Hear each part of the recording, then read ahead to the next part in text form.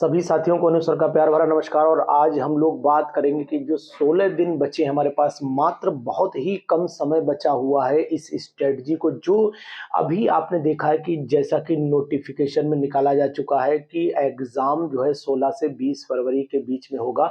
और 16 से 20 फरवरी के बीच में जो एग्ज़ाम होगा, इस एग्ज़ाम में हमें क्या स्ट्रेटजी तैयार कर लेनी चाहिए और इस स्ट्रेटजी को कैसे अप्लाई करना चाहिए, आज पूरी वीडियो में इस पर हम लोग चर्चा करेंगे।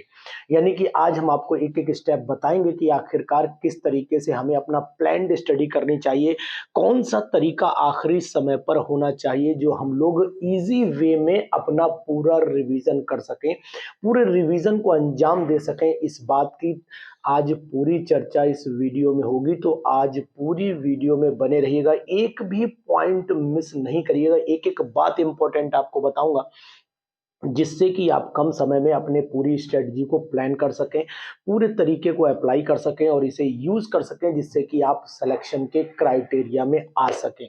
इस बात को बताने के लिए सबसे पहले आपको बताना चाहूंगा कि हम लोगों को क्वेश्चन करने का तरीका क्या होना चाहिए, क्वेश्चन कैसे करने चाहिए, और क्वेश्चन को करने के लिए हम लोगों को ये वाली स्ट्रेटजी एप्लीकेबल करनी चाहिए।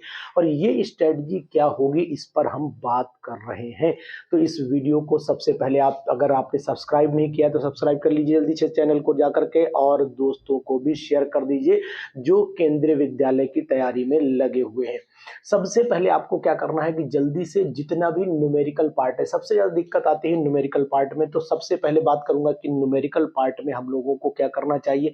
न्यूमेरिकल पार्ट जितना भी है उसके छोटे छोटे क्विक रिवीजन फार्मूले बना लेने चाहिए, कि जैसा कि मैं अक्सर बना करके रखता हूँ। क्विक रिवीजन फार्मूले बना लीजिए, जैसे कि मान लीजिए आपके पास कोई चैप्टर है, उस चैप्टर के क्विक रिवीजन करिए। क्विक रिवीजन में फार्मूले लिखिए, उसके इंपॉर्टेंट पॉइंट लिखिए, उसके की पॉइंट लिखिए, उसके जो भी बहुत ही इंपॉर्टेंट पॉइंट है उनको लिखने के बाद उस टॉपिक के क्वेश्चन करना शुरू कीजिए। अगर आप ये स्ट्रेटजी अप्लाई कर लेते हैं तो मैक्सिमम नंबर ऑफ क्वेश्चंस में जो न्यूमेरिकल पॉइंट ऑफ व्यू, क्या होता है कि अधिकतर हमारे पास सामने न्यूमेरिकल होता है और हम जल्दी से ये भूल जाते हैं कि इसमें फार्मूला कौन सा अप्लाई करना है। तो फार्मूले को अगर अप्लाई करना है तो आपके माइंड में फार्मूला पहले से फीड होना चाहिए। अब मान लीजिए बहुत सारे फार्मूले ऐसे होते हैं जो हमारे दिमाग से स्लिप कर चुके होते हैं, वो चाहे डायरेक्टली प्रोपोर्शनल वाली कंडीशन हो, चाहे इनवर्सली प्रोपोर्शनल वाली कंडीशन हो, या कुछ और जैसे कुछ फार्मूले वैन डर वाल गैस इक्वेशन के लो प्रेशर पे हाई प्रेशर पे, लो टेम्परेचर पर हाई टेम्परेचर पर, ये सभी फार्मूले हम लोगों के दिमाग से एट ए टाइम स्लिप हो जाते हैं, क्योंकि वहां डेरिवेशन का समय आपको नहीं मिलेगा। अगर आप सोचे कि मैं वैन डर वाल गैस इक्वेशन का डराइव करके फार्मूला निकाल लूंगा, मोनो एटॉमिक गैसेस को डराइव करके वैल्यू निकाल लूंगा, तो ये आपकी सबसे बड़ी गलतफहमी हो जाएगी। तो इसको करने के लिए सबसे पहले आपको वैन डर वाल गैस इक्वेशन के जितने भी पैटर्न है, जितने भी फार्मूले हैं, उनको एक कॉपी पर लिख करके फट से याद कर लेना चाहिए। यानी कि वैन डर वाल गैस इक्वेशन जो यहाँ रिप्रेजेंट हो रही है, वैन डर वाल गैस इक्वेशन जो रिप्रेजेंट हो रही है, इस वैन डर वाल गैस इक्वेशन के लिए आपको डिफरेंट टेम्परेचर, डिफरेंट प्रेशर, इन सभी की जो कंडीशंस हैं उनके फार्मूले खट से लिख करके याद कर लेने चाहिए। तो आप जैसे ही न्यूमेरिकल देखेंगे, न्यूमेरिकल में फार्मूला अप्लाई कर देंगे और खट से आपका आंसर आ जाएगा, यानी समय वेस्टेज नहीं होगा। क्योंकि एग्जामिनेशन में अक्सर ये नोटिस किया जाता है कि हम लोगों को क्वेश्चन आते हुए हमारा समय वेस्ट हो जाता है, और वो समय अगर वेस्ट नहीं हो तो मान के चलिए कि अगर 90 क्वेश्चन हो रहे हैं तो हम फिर 100 क्वेश्चन की तरफ पहुंचने की कोशिश कर जाएंगे, 80 हो रहे हैं तो 90 की तरफ पहुंच जाएंगे। ये सब चीजें हमें मिल जाएंगी अगर हम इस स्ट्रेटजी को अपनाते हैं। Strategy number 1। दूसरी स्ट्रेटजी को क्या करना है, दूसरे में आपको सबसे पहले उन टॉपिक्स को सेलेक्ट कर लेना है जिन टॉपिक्स को आपने बहुत गहराई से नहीं पढ़ा हुआ है। तो जिन टॉपिक्स को आपने गहराई से नहीं पढ़ा है, तो उन टॉपिक्स को इजी तरीके से आप पढ़िए, और पढ़ने के बाद उनसे बेस 10 क्वेश्चन हर टॉपिक के लगा डालिए। जो भी टॉपिक, अगर मान लीजिए 10 टॉपिक आपके ऐसे हैं जो अनटच्ड रह गए थे, उन 10 टॉपिक को एक कॉपी पर नोट करिए और 10 टॉपिक पर 10 क्वेश्चन लगा डालिए। तो आपके माइंड में वो टॉपिक भी फीड रहेंगे कि ये टॉपिक हमसे टच नहीं थे, लेकिन अब हाँ, अगर इनमें से क्वेश्चन आएगा तो मेरी टचिंग में होगा और मैं आसानी से इस क्वेश्चन को कर लूंगा। ये चीज भी मैं आपको बता देता हूं। तो स्ट्रेटजी नंबर 2, स्ट्रेटजी नंबर 3 पर चले आइए। स्ट्रेटजी नंबर 3 क्या कहती है कि हर टॉपिक से जुड़े जुड़े 22 क्वेश्चन, 22 क्वेश्चन। क्यों बोल रहा हूं 22 क्वेश्चन, इसका भी कुछ नजरिया है। ऐसा नहीं मैं 25 भी बोल सकता था, मैं बोल सकता था कि 100 क्वेश्चन कर लेना, मैं बोल सकता था 10 क्वेश्चन कर लेना, लेकिन आज मैंने 22 क्वेश्चन ही क्यों बोले, ये भी बहुत बड़ी बात है। ये 22 क्वेश्चन का मतलब ये हो जाता है कि जो टफेस्ट टॉपिक आपके सामने आ रहे हैं, इन टफेस्ट टॉपिक्स में अगर आप ध्यान से देखिएगा तो 22 पॉइंट मिलेंगे।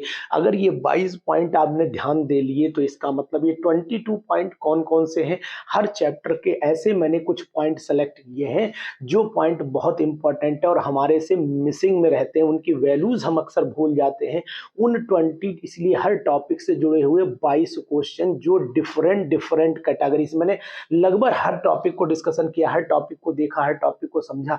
उसमें मुझे यही अंदाज ये लगा कि लगभग 22 क्वेश्चन ऐसे आ रहे हैं हर टॉपिक से, जो 22 पॉइंट ऐसे आ रहे हैं जिन पे अलग अलग कैटेगरी से क्वेश्चन बन सकते हैं।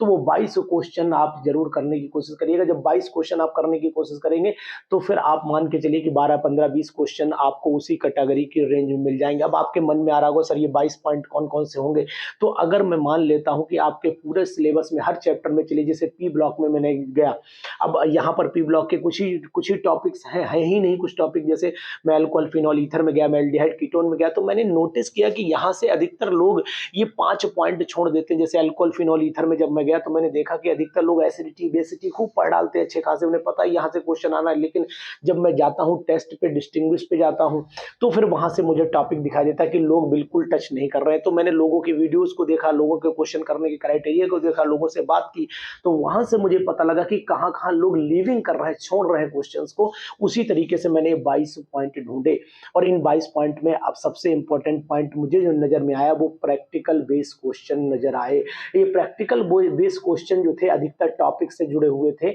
चाहे वो डीएफ ब्लॉक से जुड़े हुए हो, चाहे वो कलर से जुड़े हुए हो, चाहे वो प्रेसिपिटेट से जुड़े हुए हो, और चाहे वो गैसियस स्मेल से जुड़े हुए क्वेश्चन हो। ये मैंने नोटिस किए कि लगभग इस तरीके के क्वेश्चन हर टॉपिक से अगर मैं ढूंढता हूं तो मुझे 22 क्वेश्चन मिले, उन पर भी मैं इंडिकेशन आपको देना चाह रहा हूं।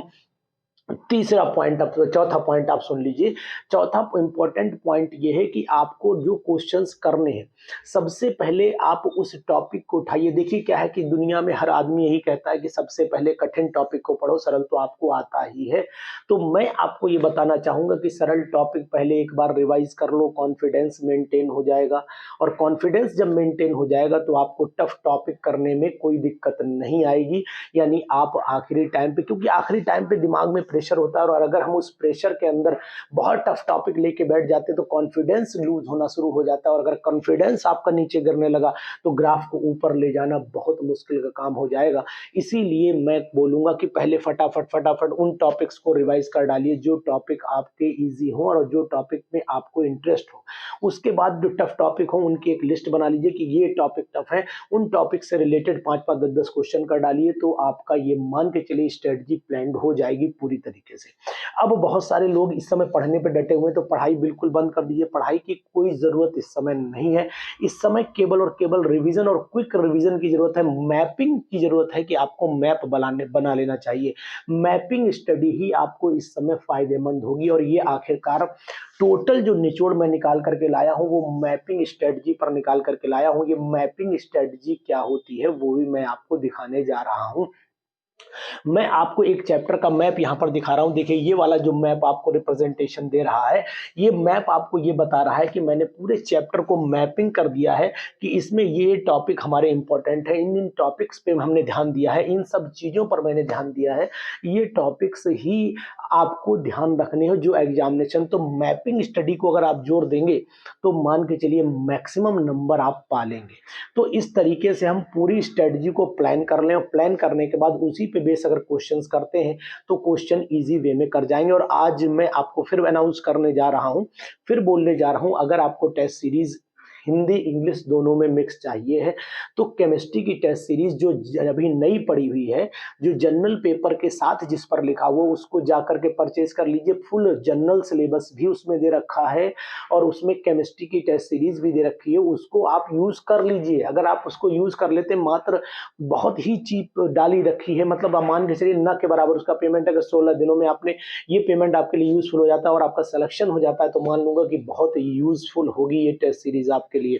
तो इस टेस्ट सीरीज को आप यूज करिए। यूज करने के बाद इसकी प्रैक्टिस कर डालिए। इसमें सॉल्यूशन आंसर सब दे रखे हैं, हिंदी इंग्लिश जिसमें चाहे, जिस भाषा में चाहे आप कन्वर्ट कर दीजिए, उस भाषा में कन्वर्ट हो जाएगी और कन्वर्ट होने के बाद उसे पढ़ डालिए और इजी वे में उन क्वेश्चंस की प्रैक्टिस भी कर डालिए। जो क्वेश्चन इसमें पढ़े उनको बहुत ही प्लान्ड क्वेश्चन डलवाए गए हैं। इसको अगर आप बिल्कुल मतलब इन क्वेश्चन की प्रैक्टिस कई बार करेंगे, इनको टेस्ट देके देखेंगे, अपनी परफॉर्मेंस को चेक करेंगे, तो फिर आपको ऑटोमेटिकली ये महसूस होने लगेगा कि हमारी स्टडी सही लाइन पर जा रही है और हम सिलेक्शन के क्राइटेरिया में आ रहे हैं। एक और आखिरी बात आपको बता देना चाह रहा हूं कि जल्दी हड़बड़ाना बिल्कुल भी नहीं है, क्योंकि कुछ लोग अक्सर क्या होता है कि तैयारी के चक्कर में इधर ये किताब पलटी, वो किताब पलटी, ये सब किताबें पलटने के बाद उनके अंदर हड़बड़ाहट हो जाती है और वो हड़बड़ाहट नुकसानदायक होती है। जितना भी करिए आराम से करिए, कॉन्फिडेंस के साथ करिए और लगातार रात में 2-3-4 घंटे सेपरेट स्टडी कीजिए और दिन में क्वेश्चंस की प्रैक्टिस कीजिए। केवल क्वेश्चन ही आपको काम नहीं कर पाएंगे, क्वेश्चन के साथ क्विक रिवीजन भी बहुत जरूरी हो जाता है और इसके साथ मैप स्टडी को प्लान कर लीजिए। मैप स्टडी ही आपका सिलेक्शन कराएगी। आप सोचो कि केवल क्वेश्चन से हो जाएगा तो नहीं हो पाएगा। हाँ, 75% क्वेश्चन करिए, 25% स्टडी करिए, सिलेक्शन आपका तय हो जाएगा। इन सब चीज़ों का ध्यान रख करके प्लान कर लीजिए और अगर प्लान नहीं कर पाते तो हमारे साथ जुड़ जाइए, हम आपको प्लान करवा देंगे और अपने अकॉर्डिंग आपको पढ़ाई दे देंगे। यही मेरी इच्छा है और मैं चाहता हूं कि आपका सिलेक्शन हो, सिलेक्शन बहुत सही कैटेगरी से हो, यानी कैटेगरी इन द सेंस अच्छी रैंकिंग से हो और रैंकिंग से होने के बाद फिर आप एक अच्छे सेलेक्ट पीजीटी केमिस्ट्री के टीचर बन पाए। इसी उम्मीद को लेकर के मैंने आपके सामने एक छोटा सा विचार रखा, छोटा सा व्यू रखा, छोटा सा आइडिया रखा। इसे अप्लाई करिए और अप्लाई करने के बाद आप समय की बाउंडेशन को भी चेक कर लीजिए। क्या आप 1 मिनट में एक क्वेश्चन की स्ट्रेटजी अपना पाते हैं? क्या 1 मिनट में आप 2 क्वेश्चन की हिम्मत रखते हैं? क्या न्यूमेरिकल में 2 मिनट लगाते हैं तो थ्योरी के क्वेश्चन 3 कर पाते हैं 1 मिनट में? इन सब चीज़ों का दायरा भी आप टेस्ट रैंकर पर जाकर के कर सकते हैं। टेस्ट का आप अपने आप को रैंक निकाल लीजिए और रैंक निकालने के बाद आप आसानी से जो है वो अपनी लेवल को पहचान लीजिए कि क्या हमने इतने समय में क्वेश्चन को सही ढंग से किया है। अगर किया है तो मान के चलिए आपका रास्ता सही है और अगर नहीं किया है तो फिर आपको अभी इम्प्रूव कर लेना चाहिए। 26 जनवरी को रात के, सुन लीजिए दोबारा, 26 जनवरी को रात को 7 बजे से टेस्ट लगा रहा हूं। जो लोग इस टेस्ट को, केवल 2 ही टेस्ट सीरीज मेरे पास में बची हैं, उन 2 ही टेस्ट सीरीज को दे दूंगा। जो लोग टॉप कर जाएंगे, इसमें टॉप 2 स्टूडेंट्स जो होंगे उनको टेस्ट सीरीज में दूंगा और ये टेस्ट का लिंक आपके केवीएस एरोमा ऐप पर आ जाएगा। एरोमा ऐप मतलब केमिस्ट्री क्लासेस का जो एरोमा केमिस्ट्री क्लासेस का ऐप अपने मोबाइल पर डाउनलोड कर लीजिए। और दूसरी चीज आपको बताता हूं कि आपको करना क्या है। आपको खट से जा करके आप जल्दी से जल्दी अपनी टेस्ट की प्रिपरेशन शुरू कर दिए। फुल सिलेबस का टेस्ट लूंगा, एक तो टेस्ट का रिवीजन हो जाएगा। दूसरी बात आपकी ये होगी कि अगर आप टॉप में आ गए, टॉप 2 में आ गए, तो फिर मैं आप दोनों को टेस्ट सीरीज पूरी फ्री दे दूंगा, ये भी बिल्कुल निश्चित है। और जिन लोगों का सिलेक्शन हो गया है अभी नवोदय विद्यालय में, उनको टेस्ट सीरीज मैंने फ्री ऑफ कॉस्ट दे दी है। और जिन लोगों ने, कुछ लोग ऐसे भी हैं जिन्होंने अच्छी रैंक ली है, उनको भी मैंने टेस्ट सीरीज फ्री दे दी है। जो लोग टॉप रैंक कर रहे हैं उनको भी टेस्ट सीरीज मैंने फ्री ऑफ कॉस्ट दी है। तो इन सभी लोगों को, जो लोग मुझसे कनेक्शन में रहे, उनको टेस्ट सीरीज मैंने अप्लाई करवा दी है। बाकी जो लोग नहीं रह पाए हैं वो उनकी समस्या है, क्योंकि कुछ लोग यही समझते हैं, हो सकता है अनुज सर फोन करें तभी मैं बात करूं, अनुज सर से मैं क्यों बात करूं, तो ये उनकी शायद हो सकता है कोई समस्या हो।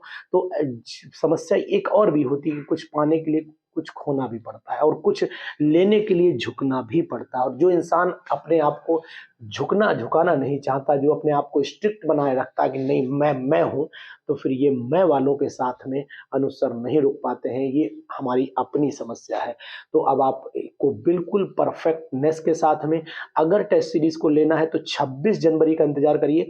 26 जनवरी को ये टेस्ट कंडक्ट होगा। समय मैंने बता दिया, रात के 7 बजे से होगा या 9 बजे से। आपके पास में मैसेज आ जाएगा और ये केबीएस का एरोमा ऐप का व्हाट्सएप ग्रुप है, उस पर मैं डाल दूंगा। टेलीग्राम से जुड़ जाइए, टेलीग्राम पे डाल दूंगा, सबके लिंक लगा रहा हूँ नीचे, सभी पे जुड़ जाइए, इन्फॉर्मेशन मिल जाएगी। टेस्ट दे करके देख लीजिएगा।